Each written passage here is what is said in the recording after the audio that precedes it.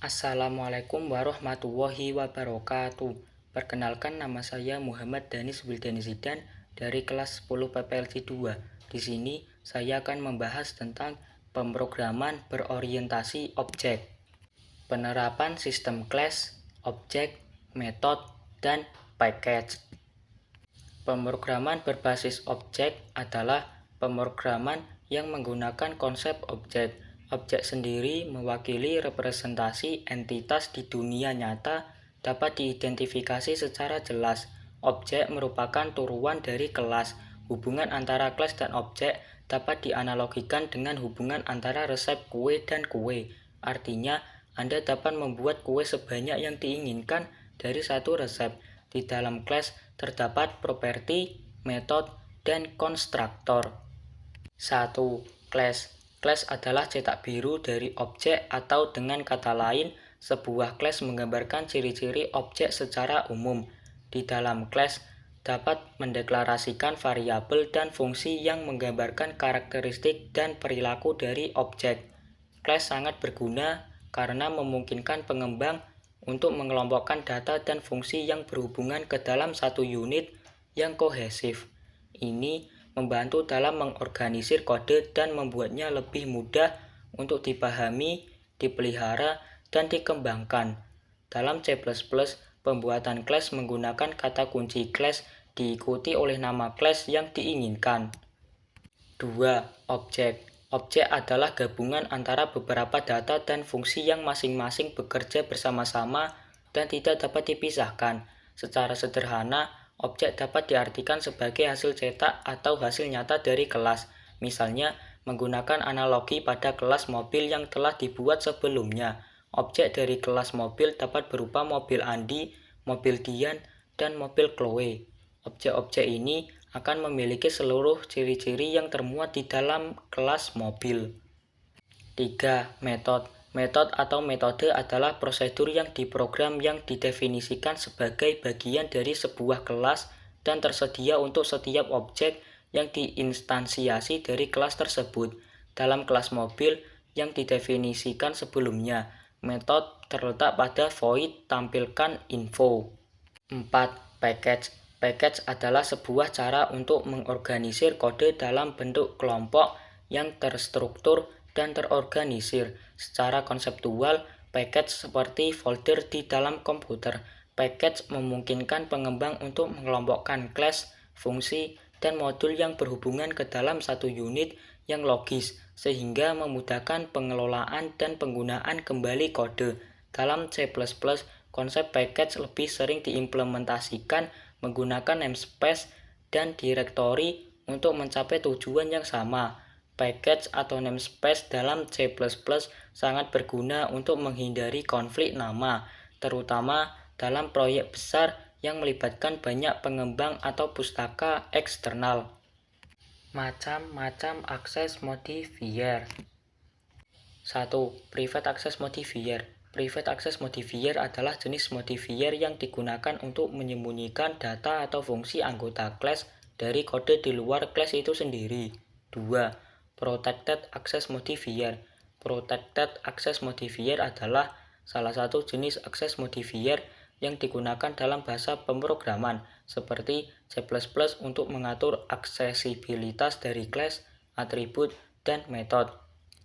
3. Public Access Modifier. Public Access Modifier adalah jenis modifier yang digunakan untuk membuat anggota kelas dapat diakses dari mana saja dalam program, baik dari dalam kelas itu sendiri maupun dari luar kelas. 4. Default Access Modifier. Access modifier default dalam C++ mengindikasikan bahwa anggota kelas akan memiliki tingkat akses yang sama dengan tingkat akses kelas itu sendiri. Karakteristik pemrograman berorientasi objek. 1. Enkapsulasi. Enkapsulasi atau pengapsulan adalah membuat properti menjadi modifier privat, sehingga dapat melindungi data dan membuat kelas mudah dikelola. Enkapsulasi ini memungkinkan programmer untuk menciptakan aturan dalam membuat kode program, seperti read-only atau read-only. Sebagai contoh, ketika programmer Google membuat API Google Map, tidak mungkin Google memberikan akses untuk satelit secara langsung kepada programmer third party. Hal tersebut dapat dilindungi dengan membuat beberapa akses terbatas pada metode atau properti, sehingga programmer third party hanya dapat membaca atau mengambil nilainya saja tanpa bisa mengubah nilainya. 2. Interface. Interface adalah sebuah konsep yang memungkinkan untuk mendefinisikan sebuah set dari metode tanpa memberikan implementasi konkret dari metode tersebut. Dalam hal ini, interface hanya mendefinisikan apa yang harus dilakukan oleh sebuah class, namun tidak memberikan detail bagaimana implementasinya. Dengan kata lain, interface menentukan sebuah kontrak yang harus dipenuhi oleh class yang mengimplementasikannya. Konsep ini memungkinkan untuk menciptakan hubungan yang longgar antara kelas-kelas yang berbeda, karena kelas-kelas tersebut hanya perlu mematuhi kontrak yang ditetapkan oleh interface. 3. Pewarisan. Pewarisan atau inheritance adalah salah satu konsep kunci dalam paradigma pemrograman berorientasi objek. Konsep ini memungkinkan sebuah kelas untuk mewarisi properti dan metode yang dimilikinya kepada kelas lain.